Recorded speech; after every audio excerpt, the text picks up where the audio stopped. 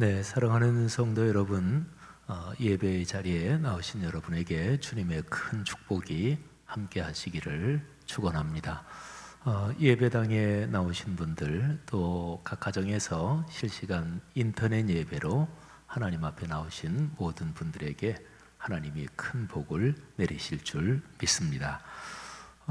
우리 한번 서로 인사하겠는데요. 우리 교회당은 2m 거리로 지금 뛰어서 앉으셨기 때문에 이렇게 쳐다보시면서 목례하시고 또 건강하세요 축복합니다 인사하시고, 가정에서는 아이들 꼭 또 안아도 주시고 우리 서로 한번 인사하겠습니다. 축복합니다. 네, 건강하십시오. 고맙습니다. 네, 하나님이 함께 하시기를 바랍니다. 각 가정에서 어린아이들 또 부모님들 축복합니다. 교회 알리는 말씀 몇 가지 먼저 드리고 또 예배를 이어가죠. 모이는 예배 또 인터넷 예배 두 가지를 병행하고 있는데요. 코로나19 의심 증세나 또는 자가격리 그건 물론이고요. 조금이라도 의심 증세가 있으신 분들, 또 감염이 어떤 이유로든 우려되시는 분들은 가정에서 그렇게 인터넷 예배로 동참해 주시면 되겠습니다. 그리고 주일 1, 2, 3부 예배, 수요 예배, 요거 외에는 아직까지 우리 교회가 다른 모임은 모이고 있지 않습니다.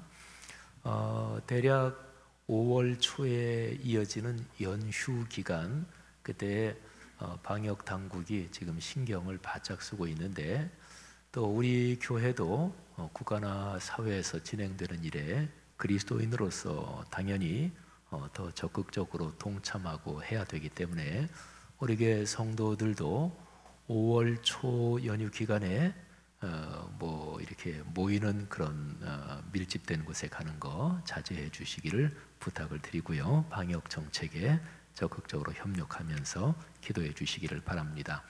그리고 현재의 이 확진자 관리되는 게 그냥 5월 연휴 지나서도 계속 이어진다고 하면 아마도 5월 중에 학교 등교가 적절한 시기에 되지 않을까 그렇게 예상되는데, 등교가 되게 되면 우리 교회 학교는 한국 교회가 지금 다 그런데요.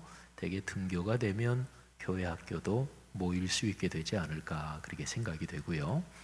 남녀전도회나 여러 가지 기관 부서들에서 또 임원 되시는 분들이 좀 긴하게 회의를 하고 이래야 될 필요도 아마 있으실 거예요. 요즘은 또 회의도 이렇게 줌이나 또 이런 걸로도 많이 하시던데, 꼭 모일 필요가 있으시게 되면 그런 회의는 하시고 이제 그러시겠는데, 모든 기관 부서 모임도 우선은 갖지 않고 있습니다.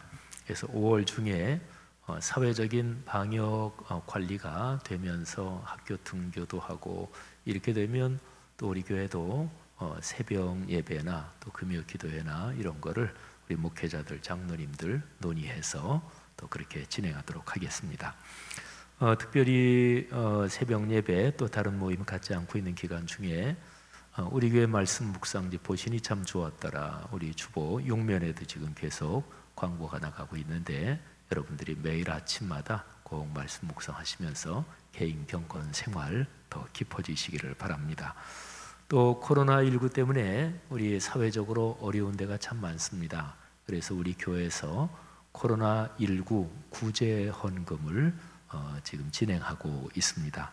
주보 사이에도 봉투가 끼워져 있을 텐데 여러분들이 또 십시일반으로 동참해 주시면 또 우리 교회가 거기 목적 헌금은 코로나19 때문에 어려운 분들, 또 특별히 선교지에서 아주 더 어렵다고들 그래요. 그래서 코로나19 구제 헌금은 전적으로 국내 국외 코로나19 때문에 어려워진 곳에 사용하도록 하겠습니다. 그리고 또 하나 광고 드릴 것은 우리 동네 근처에 있는 리체 부부 치과에서 여성 의류 5,500점 정도를 우리 교회로 그냥 기부를 해 주셨어요. 그래서 지하 1층 행복 나눔 가게에서 판매하고 있습니다. 옷이 저도 오늘 이따가 좀 내려가 보려고 하는데 옷이 상당히 괜찮은 거고, 그리고 그건 기부를 받은 거기 때문에 그래서 그거는 판매 대금은 전액도 우리 코로나19로 어려움을 당하는데 이웃들을 위해서 사용하도록 하겠습니다. 우리 주일에는 오후 4시까지 그렇게 하니까 우리 이따가 또 끝나고도 한 번씩들 내려가 보시기를 바랍니다. 그리고 공감 소비 운동을 우리 교회가 계속 진행하고 있어요. 이거는 교계 좀 규모 있는 교회들 중심으로 또 작은 교회들 다 동참해서 지금 전국적으로 진행하고 있습니다. 공감 소비 운동 우리가 부활 주일에 우리 성도 여러분들께 우리 그렇게 많지 않은 금액이지만 나눠드려서 우리 소비하도록 했고 또 130가정 정도를 우리 교회 근처에 이미 구원 집행을 했고요. 이게 5월 31일 부활주일부터 해서 50일 동안 계속됩니다. 여러분들이 많이들 동참해 주시기를 바라고, 그래서 이 시간 영상을 잠깐 보는데요. 공감 소비운동에 관해서 CBS 기독교 텔레비전에서 뉴스로 보도된 거에 또 저희 교회도 나오기도 해서 그거 CBS 뉴스 보도 약간 줄인 건데 그거 하고, 그 다음에 요셉 부서 초등학교 학생 연령이죠. 그리고 사무엘 부서 취학전 연령인데 교회 학교가 지금 영상 예배를 드리니까 교회 학교 아이들이 가정에서 영상 예배 드리는 그런 모습을 이렇게 스케치한 영상 보시겠습니다. 그래서 영상 다 해서 3개 보게 됐네요. 공감 소비 운동, 요셉 부서, 사무엘 부서 영상 한번 틀어주시기 바랍니다. 코로나19 사태 장기화로 소상공인들과 자영업자들의 어려움이 가중되자 교회들이 지역경제 살리기 운동에 나섰습니다.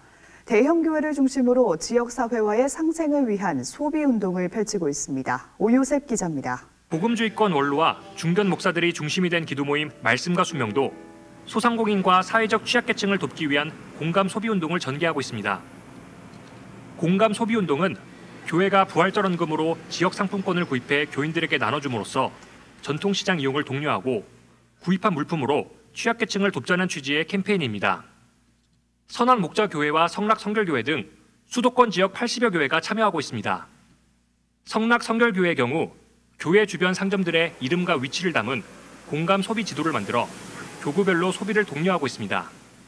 교회와 그리스도인은 그 사람이 살아가는 그 지역, 그 동네에 같이 호흡해야 되는 거죠. 기독교적인 가치라고 그럴 수도 있고 인도적 인륜 도덕의 가치라고 할 수도 있죠. 이런 가치를 세워가는 일에서 교회는 적극적으로 섬기고 더 헌신해야 한다고 생각합니다. 말씀과 수명 측은 코로나 위기 속에서 지역 사회를 섬기는 교회의 다양한 활동들이 나타나길 바란다며 착한 임대료 운동과 작은 교회 임대료 지원, 지역 농수산물 구입, 헌혈 운동 등을 제안했습니다. CBS 뉴스 오요셉입니다.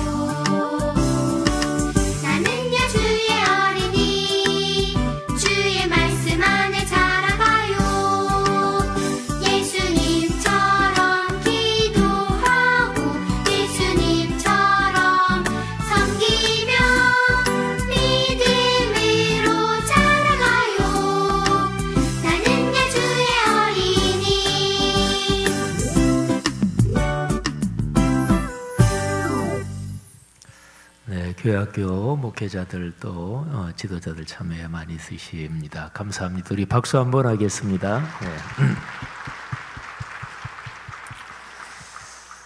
네. 형제 자매 여러분, 예수 그리스도의 십자가와 부활에 대한 신앙 고백 위에 그리스도의 몸인 교회가 세워졌습니다. 그 거룩한 공교회의 하나됨 안에서 사도신경으로 우리 신앙을 고백하겠습니다. 나는 전능하신 아버지 하나님 천지의 창조주를 믿습니다. 나는 그의 유일하신 아들 우리 주 예수 그리스도를 믿습니다. 그는 성령으로 잉태되어 동정녀 마리아에게서 나시고 본디오 빌라도에게 고난을 받아 십자가에 못 박혀 죽으시고 장사된 지 사흘 만에 죽은 자 가운데서 다시 살아나셨으며 하늘에 오르시어 전능하신 아버지 하나님 우편에 앉아 계시다가 거기로부터 살아있는 자와 죽은 자를 심판하러 오십니다.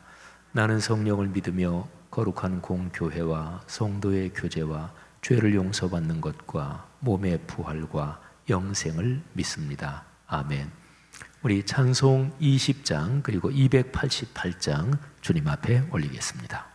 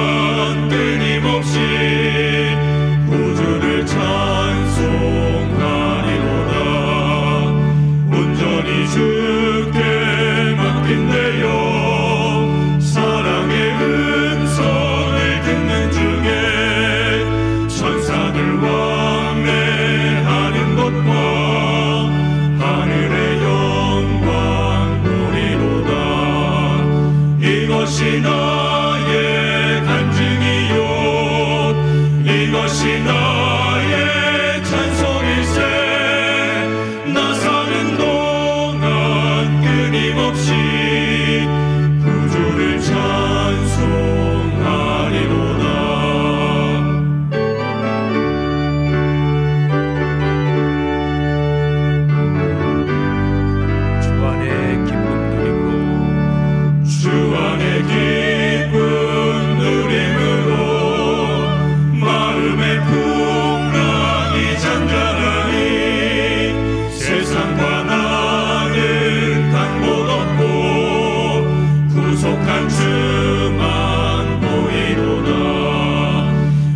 이것이 나의 간증이요 이것이 나의 찬송이세 나 사는 동안 끊임없이 구주를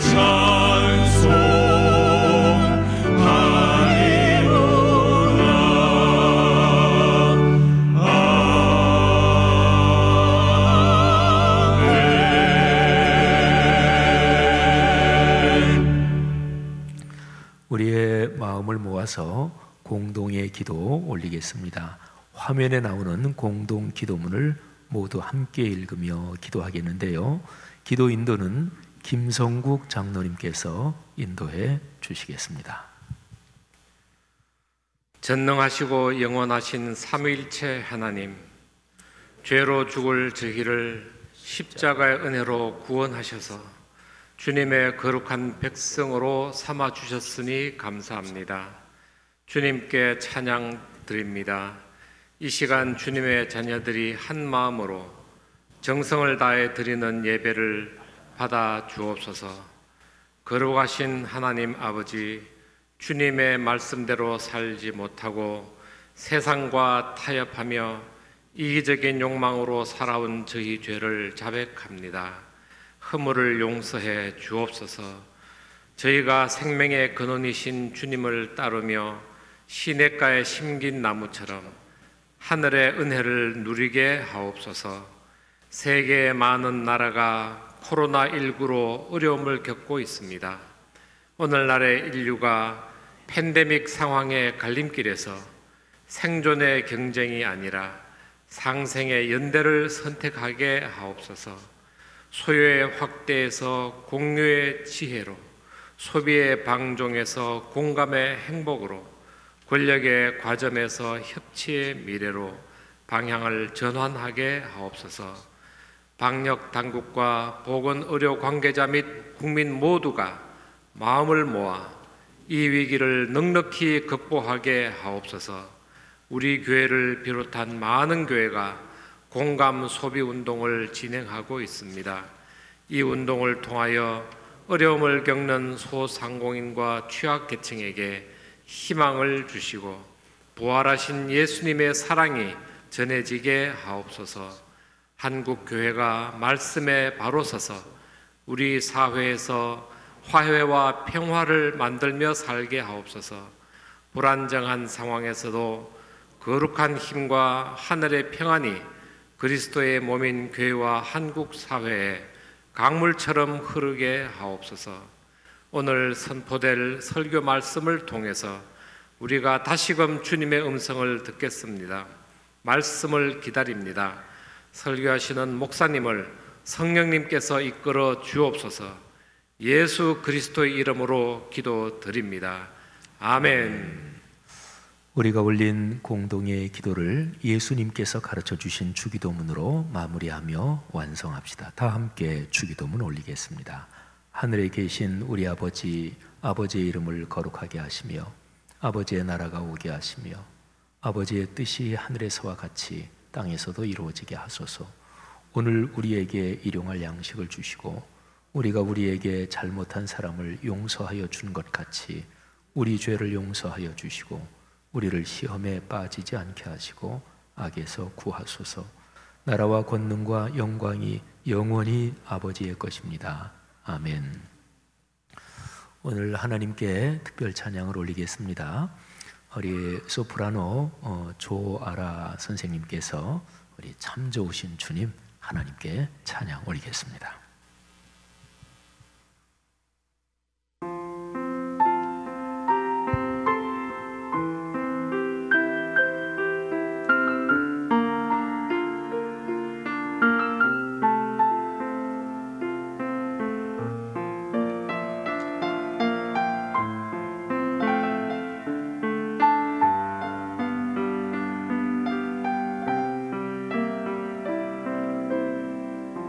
참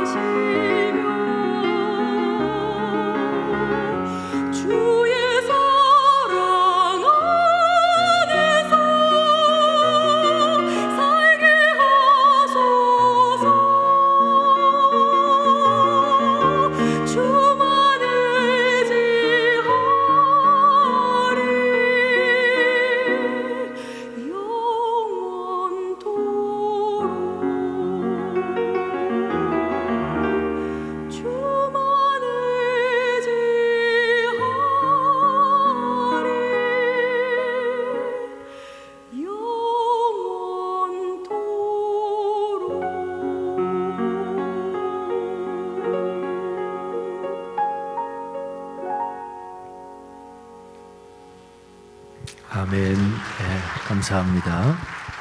고맙습니다. 하나님께 영광이 됐고 또 귀한 찬양으로 힐링이 됐습니다. 축복합니다. 오늘 설교 성경 본문 봉독해 올리겠습니다. 구약 성경 스가랴서 2장 1절부터 13절에 기록된 말씀입니다. 거룩하신 하나님의 말씀입니다.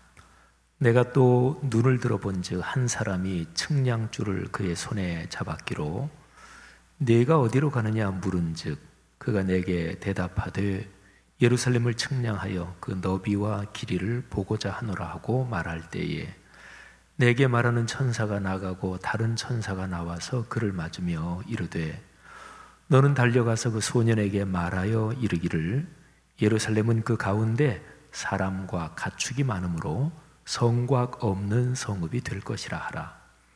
여호와의 말씀에 내가 불로 둘러싼 성곽이 되며 그 가운데에서 영광이 되리라. 오라 너희는 북방 땅에서 도피할지어다. 여호와의 말씀이니라. 이는 내가 너희를 하늘 사방에 바람같이 흩어지게 하였음이니라. 여호와의 말씀이니라. 바벨론 성에 거주하는 시온아 이제 너는 피할지니라. 만군의 여호와께서 이같이 말씀하시되 영광을 위하여 너희를 노략한 여러 나라로 보내셨나니 너희를 범하는 자는 그의 눈동자를 범하는 것이라.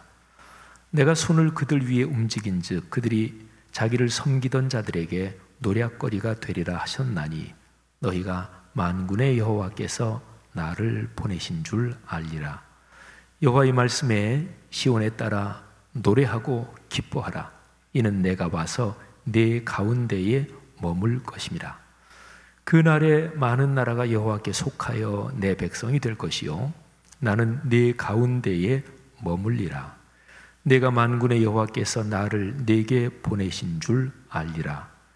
여호와께서 장차 유다를 거룩한 땅에서 자기 소유를 삼으시고 다시 예루살렘을 택하시리니 모든 육체가 여호와 앞에서 잠잠할 것은 여호와께서 그의 거룩한 처소에서 일어나심이니라 하라 하더라. 아멘. 예수님께서 광야에서 40일 금식하신 후에 마귀가 예수님을 시험했습니다. 첫 번째 시험이 돌로 떡을 만들라는 것이었습니다. 마귀의 그 시험에 예수님께서 대답하신 내용, 그 내용은 그리스도인들에게만이 아니라 많은 사람들에게 알려져서 아주 유명해진 말씀이지요. 마태복음 4장 4절에 예수님께서 대답하신 내용이 다음과 같이 기록되어 있습니다.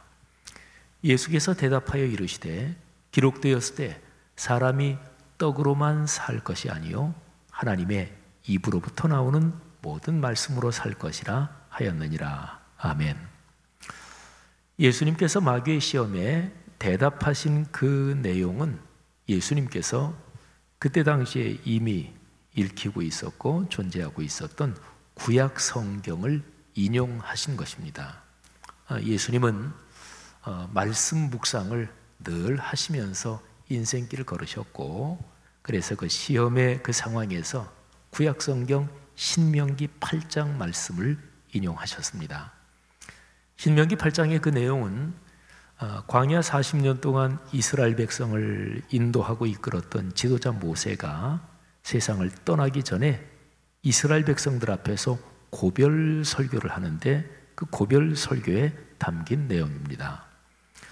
모세는 고별 설교 가운데 광야에서 이스라엘 백성이 지나온 그 길, 그 걸음 그 교훈을 잊어버리면 안 된다.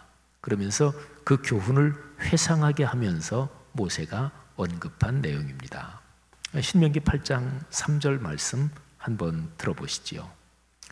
너를 낮추시며 너를 줄이게 하시며 너도 알지 못하며 내 조상들도 알지 못하던 만나를 네게 먹이신 것은 사람이 떡으로만 사는 것이 아니요 여호와의 입에서 나오는 모든 말씀으로 사는 줄을 네가 알게 하려 하심이니라.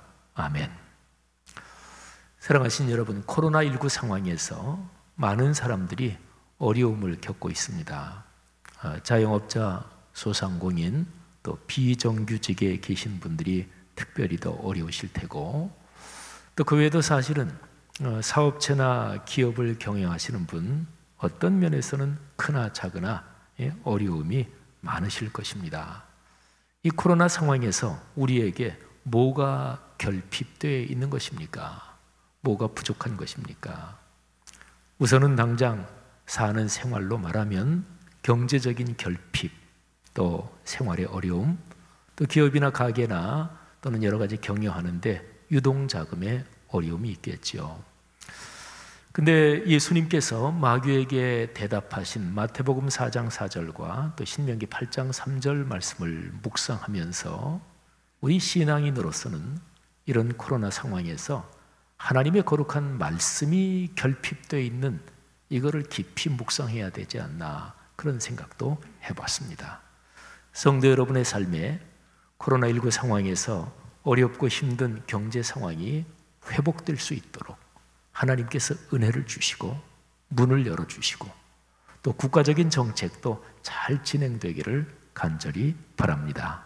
그러면서 동시에 하나님의 거룩한 말씀으로 더 깊이 들어가는 복된 시기가 되기를 주님의 이름으로 축복합니다. 사람은 무엇으로 삽니까?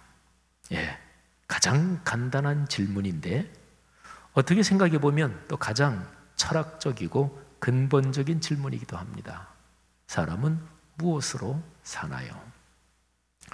예수님께서 마귀에게 대응하신 그 진리의 말씀에 그 근본적인 답이 있지요. 그런데 예수님의 그 말씀 말고 그냥 일반적으로 사람이 살아가는 이 세상에 사람은 무엇으로 사는지, 여기에 대해서 아주 훌륭한 대답들도 있습니다. 예수님의 말씀에 견줄 바는 못 되겠지만 한번 훌륭한 대답들을 제가 한 2가지 정도만 말씀을 드리겠습니다.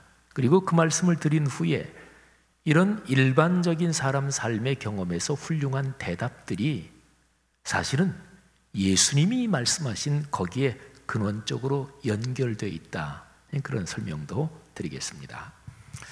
사람은 무엇으로 사나요? 여기에 대해서 무엇보다 아주 멋지고 훌륭한 대답이 이런 것입니다. 사람은 희망을 먹고 삽니다. 좀 더 분명하게 이 대답을 조금 다르게 하면 사람은 희망을 먹어야만 삽니다. 희망 대신에 꿈이란 단어를 넣어도 좋습니다. 사람은 살면서 적극적이고 긍정적인 사고방식이 사람의 삶에 유익합니다. 적극적이고 긍정적인 사고방식, 그 내면의 구조는 그 안에 희망의 구조가 담겨 있어서 그렇습니다. 사람이 걸어갈 미래를 어둡고 침울하고 또는 절망적이고 비관적으로 보는 게 아니라 밝은 쪽으로 보는 거죠. 내가 걸어가는 미래가 열려있다, 이렇게 보는 거죠. 이 정신적인 또는 이 심리적인 이 구조를 가리켜서 희망의 구조라고 얘기할 수 있습니다. 그러니까 적극적이고 긍정적인 삶의 자세가 훈련되고 그런 심정을 가지면 그 사람 속에서 희망의 구조가 작동하고 움직입니다. 여러분, 사람이 걸어갈 미래가 밝다, 열려있다, 그렇게 확신하는 거, 그게 바로 희망이죠. 현재가 어려워도 미래는 좋아질 거다, 이런 확신을 가지면 어려운 현실을 얼마든지 이겨낼 수 있습니다. 하나님이 창조하신 사람이란 존재는 탄력성이 대단히 많습니다. 특별히 사람의 정신 구조, 사람의 생각의 구조, 여기에는 탄력성이 대단히 뛰어납니다. 고무줄이 이렇게 늘어나는 게 있잖아요. 탄력성이라 그러잖아요. 근데 굉장히 많이 늘어나는 이 탄력성이 굉장히 좋은 그런 고무줄도 있겠죠. 사람의 정신 구조가 그렇습니다. 그래서 사람의 정신 구조에서 희망이라는 에너지가 작동하기 시작하면 보통 때보다 몇백 배의 큰 힘도 사람은 발휘할 수가 있습니다. 자, 사람은 무엇으로 사나요? 미래와 연관해서 희망을 먹어야 삽니다. 자, 또 하나 얘기를 해볼까요? 미래와 연관해서는 그런데 과거하고 연관해서 사람은 기억을 먹고 살기도 합니다. 내가 지나온 삶의 여정에서 내가 경험한 긍정적인 사건들은 지금 여기서 사는 나에게 힘이 되고 지혜가 됩니다. 아름답고 행복한 경험이 어떤 사람에게 많을수록 그 사람은 자신감을 더 갖게 됩니다. 그러니까 사람이 지금 살아가는 그 사람의 삶의 상황은 내가 과거 걸어온 이 삶, 거기에 기억의 창고에 긍정적인 가치하고 연관된 경험이 많이 쌓여 있을수록 지금의 내 삶이 풍요로워지는 거죠. 기억을 먹고 산다, 이 명제를 좀 다른 단어를 하나 끼워 넣으면 회상을 먹고 산다, 이 회상이란 단어를 한번 넣어보겠습니다. 그러면 연세가 많은 사람들에게 해당되는 아주 멋진 표현이 됩니다. 사람은 회상을 먹고 삽니다. 나이가 들면서 과거 일을 떠올리는 일이 점점 많아지지요. 개인적으로 그게 언제쯤부터 그러나 그거는 물론 차이가 있을 수 있습니다. 근데 일반적으로 보면 나이가 점점 들수록 옛날 얘기 많이 하고 그러면 아유 이제 나이가 들었네 뭐 이렇게 생각하는 거지요. 그건 근본적으로 멋진 일이고 좋은 일입니다. 옛날 사진을 보면서 행복했던 순간들을 회고합니다. 또 지나온 삶의 여정에서 내가 경험했던 그 멋진 경험들은 지금도 그 생각을 하면 내 마음에 기쁨이 되지요. 젊은 시절에 들었던 또 불렀던 노래들은요, 나이가 들면서 더 사람의 심정에 진한 감정을 불러일으킵니다. 여기에 계신 분들 중에서 나이가 어느 정도 드신 분들은 뭐 70년대 무슨 뭐 팝송 좋아하시는 분들 팝송이라든지 아니면 더 나이가 드신 분들은 뭐 60년대 이런 노래들을 지금 떠올리고 또는 부르면 또 들으면 사람의 감성에 아주 진한 기쁨과 그리고 긍정적인 에너지, 행복한 분위기가 이게 일어납니다. 그리고 그런 것은 사람의 육체의 건강에도 영향을 미쳐서 신체도 건강하게 만듭니다. 그런 연구는 굉장히 많습니다. 자, 사랑하는 성도 여러분들이요, 희망을 먹어야 산다.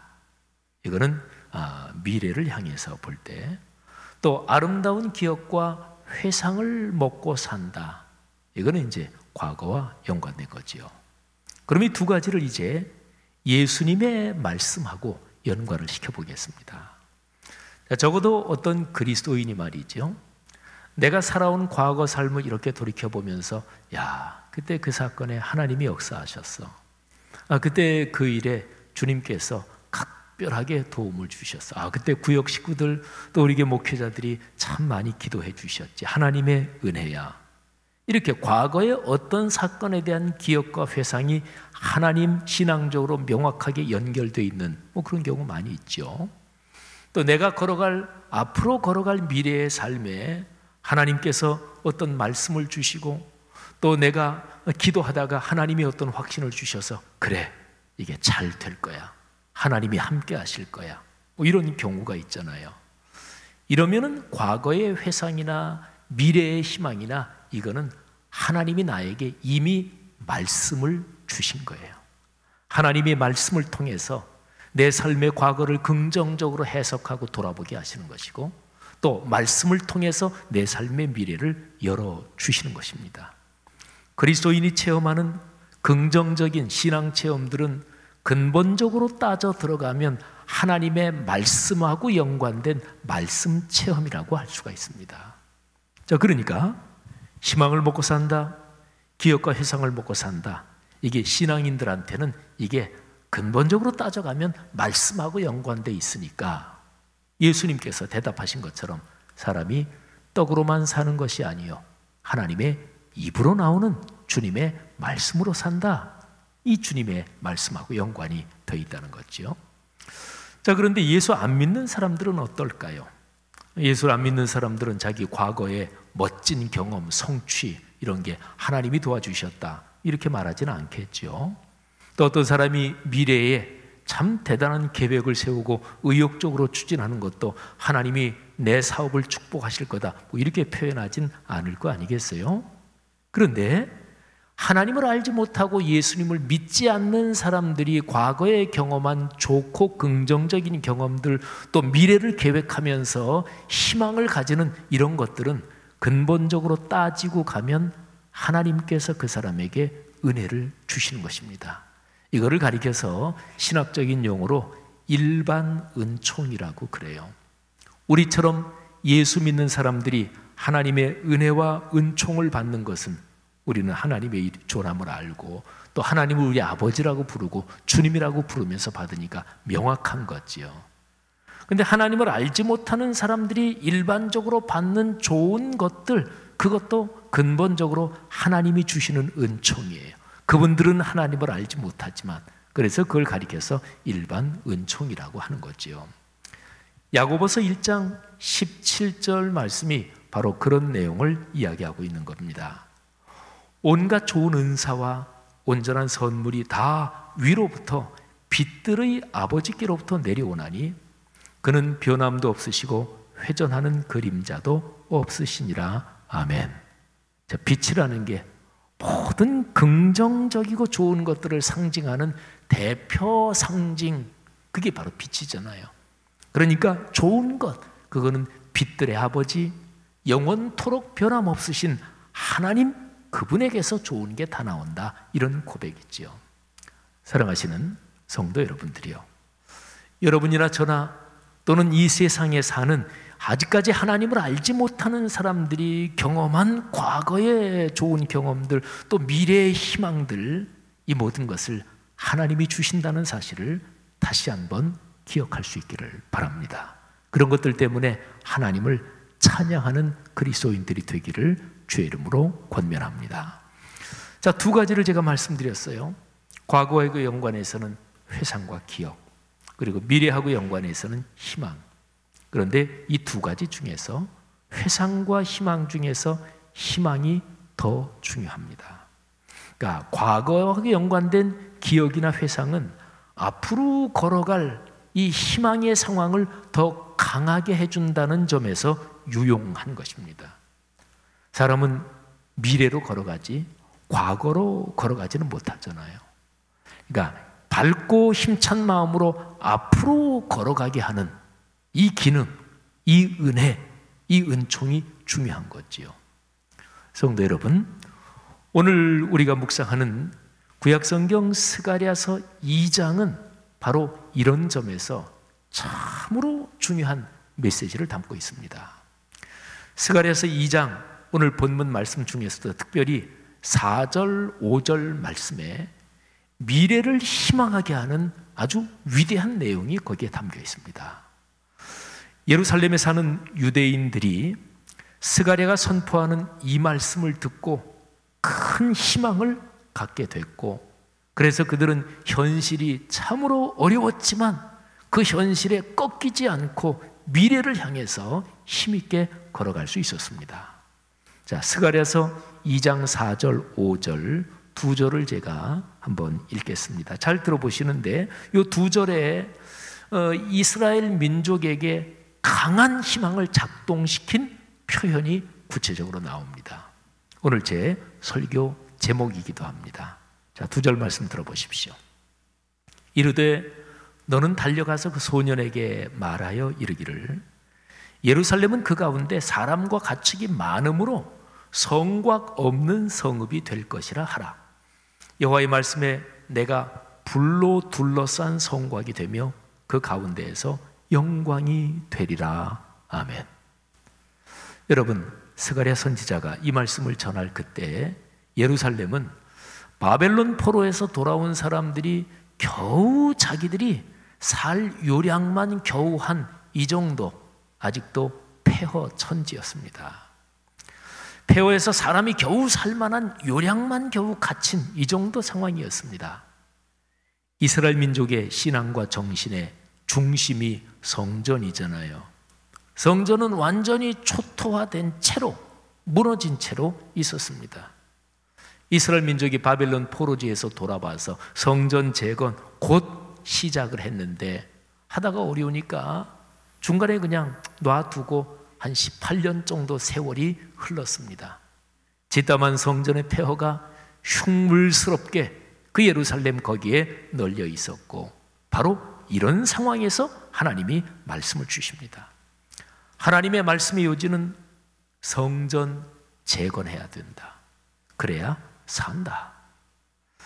예루살렘에 사는 유대인 공동체가 죽고 사는 일은 성전 재건에 걸려 있다. 이게 하나님 말씀의 핵심이었습니다. 그런데 중요한 점이 있어요.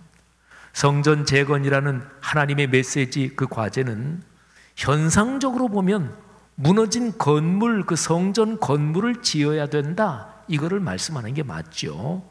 하지만 그게 궁극적인 목표는 아니었습니다. 궁극적으로는 그 성전에서 하나님께 올리는 예배가 회복돼야 된다.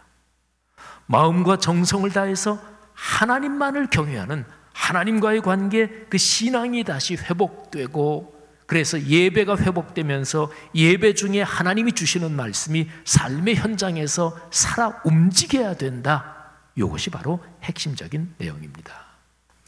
성전 재건, 곧 하나님을 진실하게 경외하는 예배가 회복될 때 이스라엘 민족이 살 수 있다. 이게 이제 중심 메시지였거든요. 그 중심 메시지가 바로 스가랴서 2장 4절 5절에 핵심적으로 담겨 있는 거예요. 하나님이 약속을 주시는 거죠. 생각해 보세요. 상상해 보세요. 지금은 폐허 천지입니다. 그런데 하나님께서 너희가 사는 이 예루살렘 도성이 앞으로 이렇게 될 거다. 하나님의 말씀을 통해서 그들에게 얘기를 해주시는 거예요. 자, 어떻게 되나요? 아까 제가 읽어드린 2장 4절 5절에 예루살렘 성읍의 미래의 모습을 아주 기가 막힌 표현으로 거기에 언급하고 있습니다. 성곽 없는 성읍이 될 거다. 이게 무슨 뜻인가요? 어떤 성을 얘기하자면 성곽, 성벽, 이거는 당연히 기본이지요. 성곽, 성벽이 있어야 성문도 있을 수가 있는 거죠. 그런데 여기에 대단히 독특한 표현, 예루살렘은 성곽 없는 성읍이 될 것이다. 이게 하나님의 메시지입니다. 이유가 무엇입니까? 예루살렘이 계속해서 번창한대요.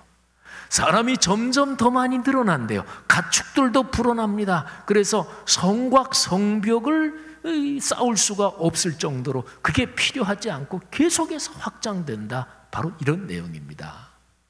감격스러운 미래죠.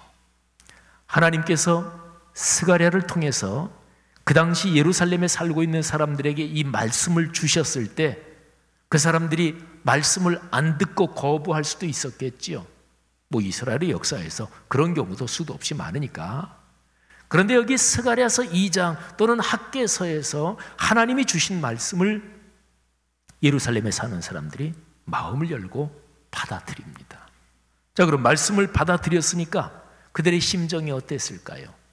예루살렘의 미래의 모습을 생각하고 상상하면서 사람이 점점 늘어나고 번창해서 가축들도 불어나서 성곽을 쌓을 필요가 없고 그럴 수가 없을 정도로 계속해서 예루살렘이 번창하는 것을 가슴속에 상상이 됐으니까 그들은 자기들이 걸어갈 미래를 생각하면서 얼마나 가슴이 뿌듯했을까요?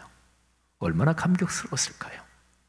자기 자녀들과 손주들이 행복하게 사는 미래를 생각하면서 얼마나 강력하게 그들의 심령 속에서 희망이 솟구쳤을까요?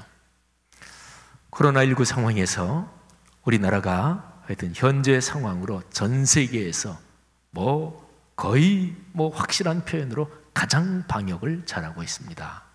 그래서 우리나라 한류 문화가 세계적으로 유행을 하면서 K-팝 이런 얘기도 하는데 지금 방역도 K-방역. 얼마 전에 설문조사를 했는데 코로나19 상황에서 우리나라가 성공적으로 방역을 잘하는 것 때문에 우리나라 국민 중에서 65%가 우리가 선진국이구나 이런 느낌을 가졌다는 거예요. 그러니까 전 세계에서 우리 대한민국이 뭐 지금 세계에서 강력한 나라들도 아주 쩔쩔매고 있는데 미국 같은 데는 미국 내 전문가가 미국이 제3세계처럼 대응하고 있다, 쩔쩔매고 있다 이렇게 표현할 정도니까. 근데 대한민국이 성공적으로 방역을 하면서 우리나라가 선진국이다, 선진국으로서 자부심을 가진 사람들이 우리 국민의 65%라는 거예요. 사랑하신 여러분, 사람은 살면서 가장 기본적으로는 내 가정 가문, 또 내가 속한 교회 공동체, 내가 다니는 회사, 또 내가 속한 그 국가나 어디든지 간에 내가 소속되어 있는 그 단체나 기관이나 그 모임이 잘 될 때 사람은 자긍심을 가지게 되고, 그리고 희망을 가지게 되고, 감사하는 마음을 가지게 되지요. 성도 여러분들이요, 이스라엘 민족 포로기 이후에 예루살렘에서 사는 유대인 공동체들이 그런 강한 자부심을 가지게 됐다는 거예요. 어제 뉴스를 들으니까 수원시에서 있었던 일을 뉴스에서 보도하더라고요.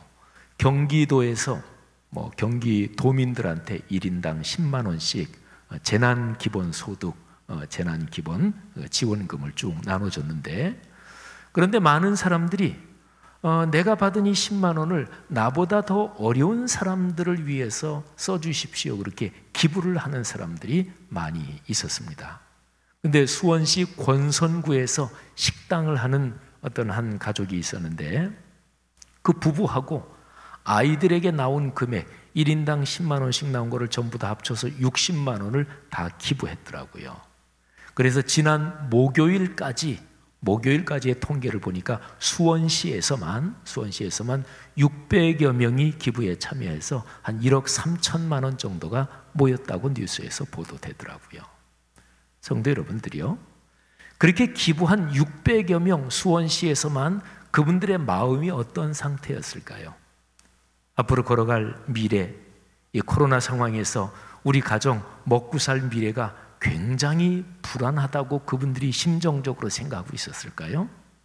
아니었을 것입니다. 미래가 불안하다고 그분들이 그렇게 생각하고 있었으면 기부하지 않았을 것입니다. 사람은 누구나 불안한 상태에서는 자기 방어, 자기 보호 본능이 발동합니다. 그런 상황에서는 기부하지 않죠.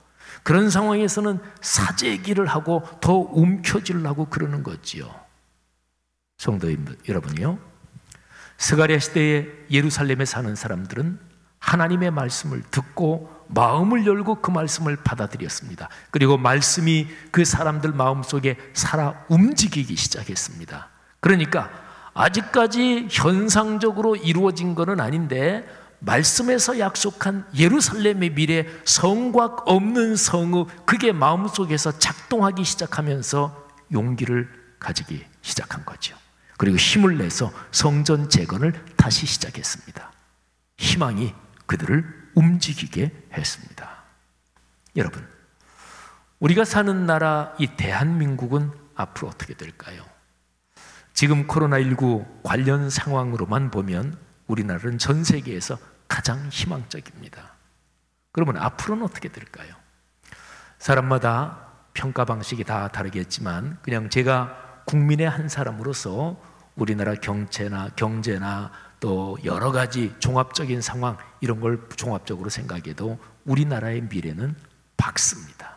희망적입니다.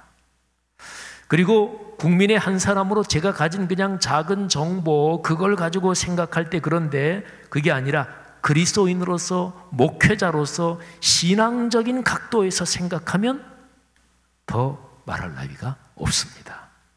우리나라의 미래를 하나님께서 지키실 것이라고 저는 분명하게 믿습니다.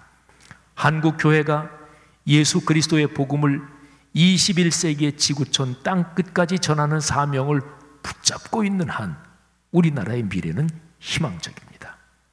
한국 교회가 복음의 말씀에 비추어 회개할 것을 회개하고 다시금 말씀에 순묘한다면 하나님께서 반드시 한국 교회와 대한민국을 축복하실 것입니다.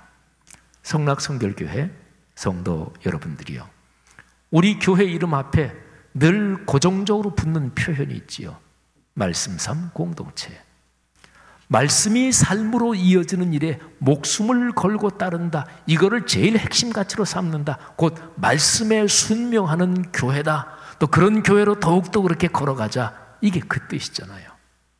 말씀 삼운동과 온 세계 선교를 소명으로 삼는 가정 가문마다 하나님께서 믿음과 신앙에 충만하게 하시고 정신적으로 풍요롭게 하시고 물질적이고 경제적이고 사회적인 성취에서도 큰 복을 주시기를 주님의 이름으로 축복합니다. 우리 성도 여러분들의 가정 가문, 또 이 나라가 성곽 없는 성읍처럼 그렇게 번창하고 그렇게 아름다워지는 위대한 축복이 넉넉하기를 주의 이름으로 축원합니다. 기도하겠습니다. 이 시간에 들은 말씀을 우리 마음에 다시 한번 새기면서 하나님께 기도했으면 좋겠습니다. 오늘 설교의 메시지를 통해서 하나님께서 여러분의 마음속에 특별하게 와닿게 하신 내용이 무엇입니까? 그 내용은 하나님이 여러분에게 주신 말씀, 여러분 가정에 주신 말씀입니다. 설교는 한 사람의 설교자가 하지만 하나님께서는 듣는 성도 한 분 한 분 또는 가정마다 그 상황에 따라서 필요한 말씀을 다르게 주시기도 합니다. 여러분의 심정에 와닿은 내용이 무엇입니까? 하나님의 축복입니다. 그 말씀을 이 시간 다시 한번 꽉 붙잡으십시오. 그리고 그 말씀에 여러분이 마음을 열고 반응을 하십시오. 고백하십시오. 하나님, 이 말씀이 강하게 마음에 다가왔는데 감사합니다. 이 말씀대로 살겠습니다. 이 말씀이 이루어질 줄 믿습니다. 그리고 나라와 민족 붙잡고 또 더불어 기도하는데 코로나19 상황, 현재의 방역 상황이 계속 잘 유지되게 하시고, 그래서 5월달 가서 일반 학교 등교도 하고 또 우리나라 경제 모든 활동들이 가능한 대로 좀 적절한 속도로 정상화되게 하시고, 특별히 기도하기는 코로나19 방역 상황에서 전 세계에서 가장 우수한 모범 국가로 지금 걸어가고 있는데, 주님, 코로나19 때문에 우리나라에 찾아온 위대한 기회, 지금 외국의 탁월한 전문가들이 지금 많이 하고 있는 얘기예요.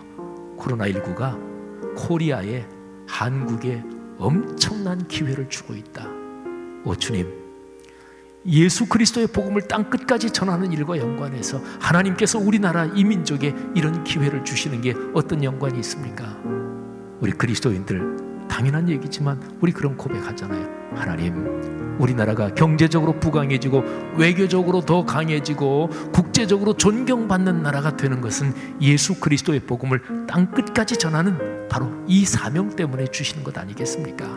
하나님, 한국교회가 다시 한번 말씀에 엎드려 말씀의 자리로 돌아가고, 한국교회 그리스도인들이 남을 비방하고 그리고 싸납게 하는 그런 사람들이 그리스도인의 대표가 아니고, 사랑하고 포용하고 그리고 정신적으로 고상하고 품격 있고 이러는 한국교회, 그런 그리스도인들, 그런 지도자들, 그런 한국교회의 모습이 더욱더 한국교회를 아름답게 만들어가게 하옵소서. 같이 한번 기도하지요.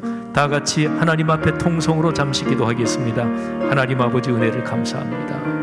오늘 말씀을 듣고 우리 각자의 마음속에 하나님이 주신 음성들이 있습니다.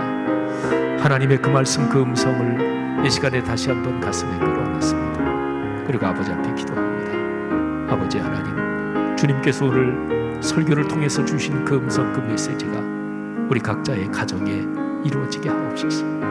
각자의 삶의 여정에 강하게 살아 움직이도록 아버지께서 축복해 주옵소서. 우리에게 주신 그 말씀에 순종합니다. 그 말씀에 하나님께 영광을 돌리겠다는 헌신으로 다시 한번 우리를 드리오니 주님 받아 주옵소서. 우리나라와 민족 주님께서 축복해 주심을 감사합니다. 코로나19 상황과 연관해서 하나님이 대한민국에 주신 기회가 예수 그리스도의 십자가의 복음을 땅끝까지 전하는 일에 어떻게 연관되는지 그리스도인과 교회가 겸허하게 성찬하고 묵상하면서 깨달음을 얻게 하시고, 하나님, 우리 교회의 부끄러운 모습이나 그리스도인들의 죄된 모습이 있으면 하나님 앞에 회개하여 다시 말씀의 자리로 돌아가게 하옵소서. 우리 말씀삼 공동체 성락성결교회를 하나님께서 그렇게 축복하시고 우리 교회에 속한 성도들 한 분 한 분의 신앙을 축복하시고 정신적으로 품위 있게 하시며, 그리고 경제 활동에서 존경받는 세계적인 부자들이 많이 나올 수 있도록, 또 사회적으로 성취하는 우리 많은 성도들 일어날 수 있도록 주님께서 축복하여 주옵소서. 오 주님, 감사합니다. 할렐루야. 하나님 아버지, 하나님의 섭리와 그 경륜을 누가 감히 다 알 수 있겠습니까? 코로나19로 한참 감염자들이 늘어날 때 사회적으로 또 우리 개인들이 생각해도 우리나라 큰일 났구나 막막했는데 한 두어 달여간의 상황이 반전이 됐습니다. 하나님, 여기에 담긴 주님의 섭리를 저희가 다 알지 못하지만 예수 그리스도의 복음을 땅끝까지 전하며 인도적 인륜 도덕의 가치를 끌어안고 어떤 사람이든지 사랑하고 포용하며 어렵고 힘든 사람을 선대하는 그런 한국 교회, 또 우리나라 되도록 축복해 주옵소서. 우리 성도들의 가정마다 하나님이 영적으로 큰 믿음을 주시고 정신적으로 풍요롭게 하시며, 그리고 경제적으로 사회적인 성취에서 훌륭한 분들을 열어주시고 존경받는 세계적인 부자, 각 방면의 지도자들이 일어나게 하옵소서. 예수님 이름으로 축복하며 기도합니다. 아멘. 다 같이 일어나서 413장 1절, 2절, 4절 부르며 복음과 축도로 예배 마치겠습니다. 우리가 걸어가는 길을 주님께서 지키십니다. 희망하며 고백하며 찬양합시다. 내 평생에 가는 길 순탄하여 늘 잔잔한 강 같은지 큰 바로 무서워 어였는지 나의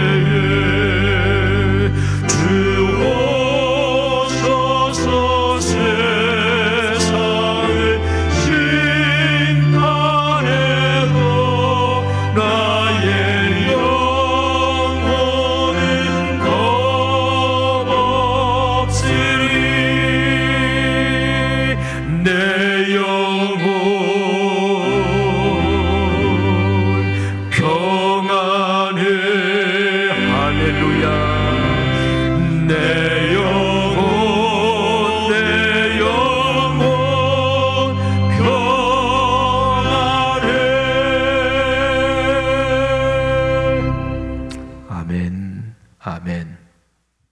하나님 아버지, 사람이 떡이 필요하고 경제가 필요해서 주님께서 우리에게 넉넉한 경제력을 주시고 먹을 것을 주시는 것 믿습니다. 그러나 그보다 더 중요한 것, 하나님의 입에서 나오는 거룩한 말씀으로 사는 줄로 믿습니다.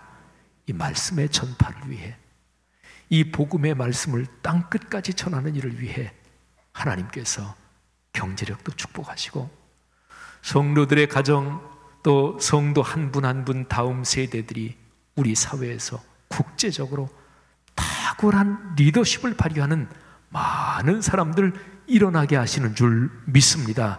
하나님께서 그렇게 말씀 삼 공동체를 축복해 주옵소서. 11조 예물과 선교, 장학, 건축을 위해서 예물을 드립니다. 코로나 상황 속에서도 말씀 삼 선교관 건축 순조롭게 원만하게 또 공사 일정대로 진행되게 하심을 감사합니다. 하나님께서 올해 9월까지 남은 한 4, 5개월 남짓 모든 공사기간을 축복하시고 시공업체 감리회사 또 우리 교회 건축위원회 위원장님과 모든 위원들, 자문위원들을 축복하여 주옵소서. 하나님, 코로나19 구제헌금을 주 앞에 드립니다. 코로나 때문에 어려움을 당하는 사람들, 국내 또 해외 선교사님들, 그분들을 위해서 우리가 기도하는 마음으로 드리오니 이 드린 헌금이 60배, 100배의 결실로 어려운 분들에게도 그렇게 유익이 되게 하시고 우리 드린 성도들에게도 그런 복을 내려 주시옵소서. 감사합니다. 하나님께서 수요 예배의 자리에 모이거나 또는 인터넷 예배의 자리로 다시 만날 때까지 우리 성도들을 지켜주시고 당회원 장로님들, 연세 드신 분들, 모든 지도자분들부터 성도들 한 분 한 분 어린아이들에 이르기까지 복을 내려 주옵소서. 예수 그리스도의 은혜와 하늘아버지의 사랑하심과 늘 함께 하시고 업고 가시며 안고 가시는 성령 하나님의 동행하심이 우리 귀한 성도들 머리 위에 이 귀한 사람들을 통해서 우리 사회 오늘의 세계 위에 지금부터 영원히 같이 계시기를 축원하옵나이다. 아멘.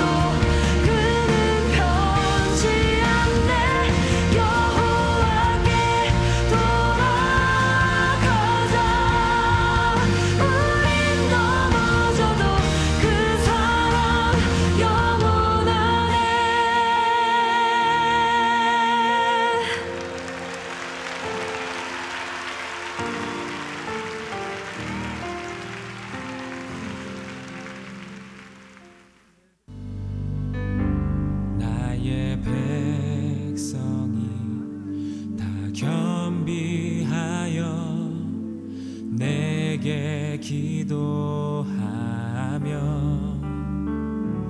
나의 얼굴을 구하여서 그 악한 길 떠나며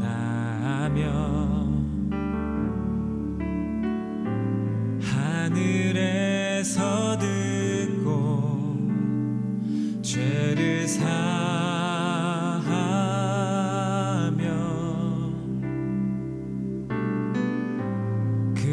그들의 땅을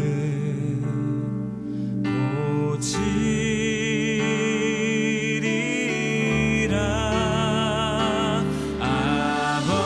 아버지여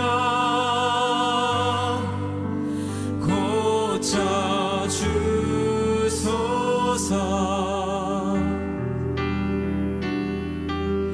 이 나라 주의 것 되게 하소서. 주 하나님 간절히 기도하오니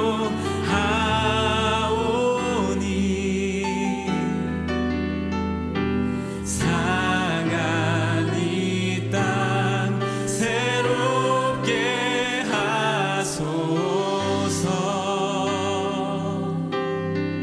무릎 꿇고